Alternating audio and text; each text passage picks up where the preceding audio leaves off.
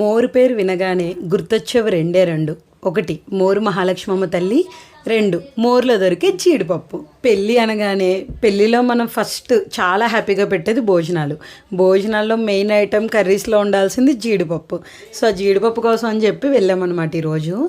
గుళ్ళని బద్దలని and మోరులో ఏ ఇల్లు చూసినా చాలా అందంగా ఉంది. ఎక్కడ చూసినా జీడి గింజలు ఎండబెట్టి, చూసారా ఎంత జీడి గింజ ఉందో, ఆ ఇల్లు ఎంత పెద్దగా ఉందో, ఆ ఇంటి ముందు ఉండే ఖాళీ స్థలం కానీ జీడి గింజలు ఎండబెట్టి కూడా అంతే ప్లేస్ ఉంది. చాలా ఫ్యాక్టరీలు ఉన్నాయి. లైక్ పప్పు, గుండు, బద్ద, ముక్క ఇవన్నీ వేరు చేయడానికి చాలా ఫ్యాక్టరీలు. అండ్ మోర్ ఓవర్ గింజ కాల్చడానికి ఒక ఫ్యాక్టరీ. ఇలా ఊరంతా జీడిపప్పుతో కలకల్లాడిపోతుంది. అక్కడ ఒక ఫ్యాక్టరీ దగ్గర తాతయ్య గారు అటు ఇటు తిరుగుతున్నారు. ఏంటా అని చెప్పి వెళ్ళి అడిగితే, జీడి గింజలు కదా కొంచెం పచ్చిగా ఉంటాయి, సో అటు ఇటు వేస్తే ఎండకు బాగా ఎండి కాల్చడం ఈజీ అవుతుంది అన్నారు. అస్సలు ఆలస్యం చేయకుండా ఆ తాతయ్య గారితో పాటు నేను వెళ్ళిపోయాను అనమాట.